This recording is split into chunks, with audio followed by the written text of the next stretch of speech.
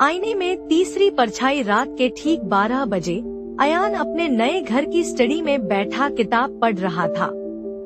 यह घर उसे बहुत पसंद आया था।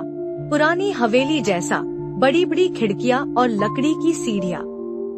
लेकिन एक चीज जो अयान को शुरू से अजीब लग रही थी, वो थी ड्राइंग रूम में रखा पुराना आईना। यह आईना बड़ा था, उस पर सुनहरे रंग की नक्काशी की गई थी और इसकी सतह धुंधली थी, जैसे इसमें कुछ छिपा हो। पहली परछाई, फिर दूसरी और फिर अयान अक्सर जब भी आईने के सामने से गुजरता, उसे लगता कि वहाँ कुछ अजीब है। एक रात जब वह पानी लेने उठा तो उसकी नजर आईने पर पड़ी। उसमें उसकी परछाई साफ दिख रही थी।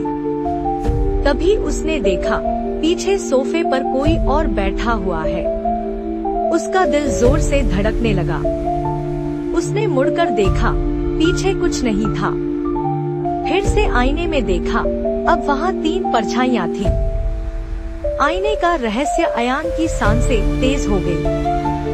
उसने झटके से मोबाइल टॉर्च ऑन की और आईने के करीब गया। आईने की सतह पर हल्की हल्की उंगलियों के निशान उभर आए, जैसे कोई अंदर से बाहर आने की कोशिश कर रहा हो।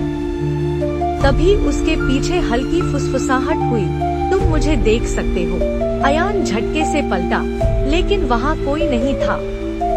आईने में तीसरी परछाई अब और साफ हो चुकी थी। एक अधजली महिला, जिसकी आंखों की जगह बस काले गड्ढे थे।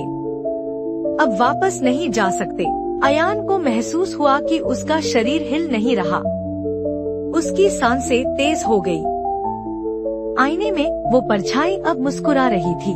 धीरे धीरे उसकी गर्दन मुड़ने लगी, 180 डिग्री पर। अचानक आईने से एक ठंडी, हड्डियां जमा देने वाली हवा निकली और कमरे में फैल गई।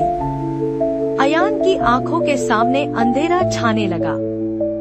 और फिर अगली सुबह स्टडी रूम में अयान नहीं था, लेकिन आईने में अब एक नई परछाई थी। अब वहाँ 3 नहीं, 4 परछाइयाँ थी।